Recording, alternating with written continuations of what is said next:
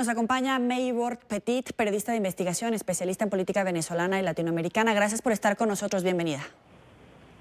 Sí, muy buenas tardes. Un gran saludo desde la ciudad de Washington, D.C. ¿Qué significa la detención de Hugo Carvajal? Bueno, para el mundo del narcotráfico y la justicia norteamericana creo que es un avance significativo. Hay que destacar que el general Carvajal tiene dos expedientes en los Estados Unidos, uno en la Corte del Distrito Este de la ciudad de Nueva York y otro en la Corte del Distrito Sur del estado de la Florida, ambos por narcotráfico y también por relaciones con las Fuerzas Armadas Revolucionarias Colombianas. Esto pues es un elemento que avanza en todo lo que es la parte de la lucha contra el narcotráfico. Pero también es un elemento importante y hay que verlo desde el punto interno en Venezuela. Hay que recordar que Hugo Carvajal se había declarado en contra de Nicolás Maduro y había dado apoyo a Juan Guaidó. En las Fuerzas Armadas había opiniones a favor y en contra, puesto que el asunto de la vinculación del general Carvajal con el narcotráfico hacía que frenara algunas opiniones al respecto. Pero este hombre tiene muchísima información sobre el régimen que muy probablemente la justicia norteamericana va a aprovechar, justamente porque sabemos que existen una serie de investigaciones federales que conllevan a la acusación de varios miembros del régimen de Nicolás Maduro, y la información que posee Carvajal pues muy probablemente vaya a ser de gran utilidad para la alimentación de esas acusaciones federales futuras. Ahora, él había sido detenido ya en una ocasión y hasta donde entiendo, por eso necesitamos de tu experiencia, él había sido apoyado por el régimen de Nicolás Maduro, había logrado rescatarlo, pero en este momento que el general había reconocido a Juan Guaidó ya como presidente interino, es que se registra esta noticia. Quiere decir que en algún momento el general puede testificar, puede ser clave como un testigo en contra de las cabezas de la cúpula de Nicolás Maduro? Sí, ciertamente. La información que posee, a pesar de que se inicia, porque hay que recordar que él fue jefe de inteligencia durante el gobierno de Hugo Chávez, también mantuvo sus contactos y su base de datos extraordinaria en relación a todos los miembros del régimen, lo que quiere decir que esta información es valiosa. Importante aclarar, puesto que he consultado varias de las fuentes, y el general, hasta que se produjo su detención, no había logrado ningún acuerdo concreto de negociación, porque habían algunos elementos que no habían sido aceptados por los fiscales.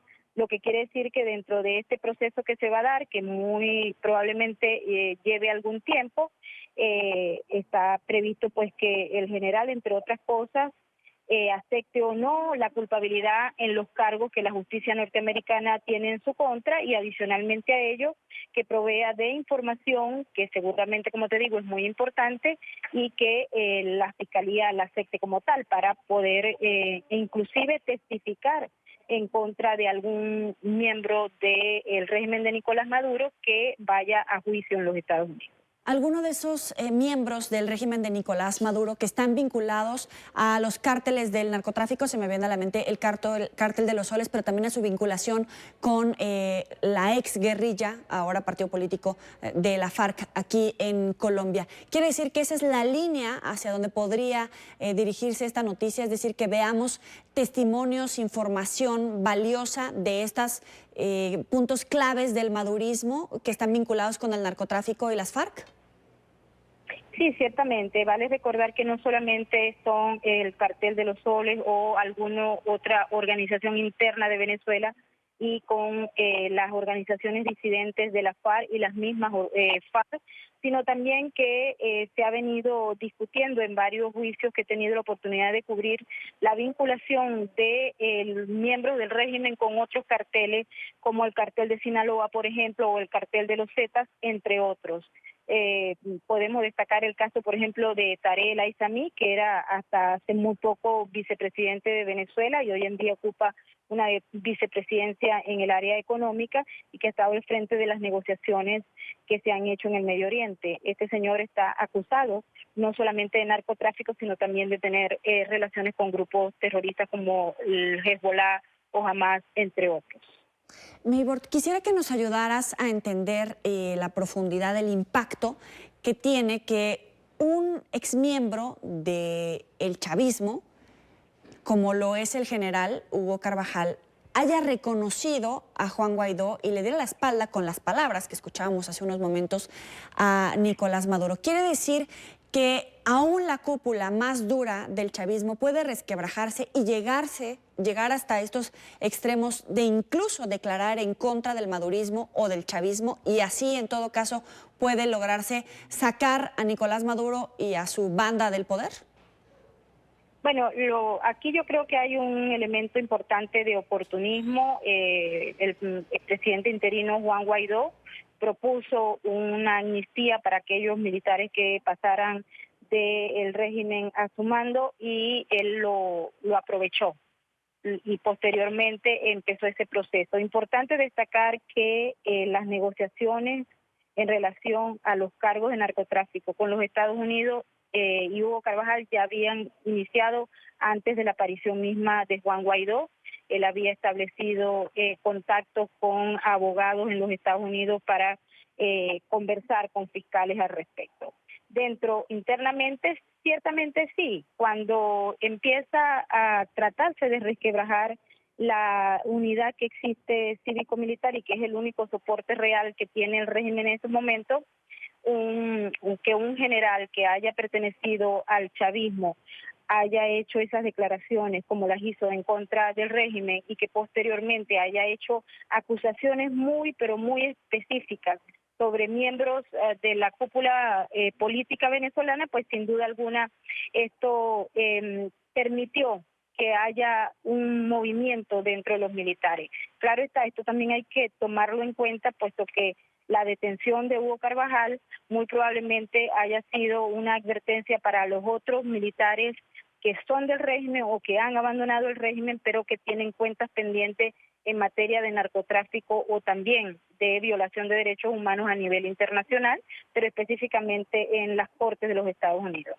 Quisiera entender, la captura del general Hugo Carvajal no es tanto una labor, los resultados de una labor de inteligencia, en este caso del gobierno español, de la petición del gobierno de Estados Unidos, sino el resultado de este ofrecimiento que hace Guaidó de darles amnistía a los militares de alto rango como el general, que comiencen a cooperar.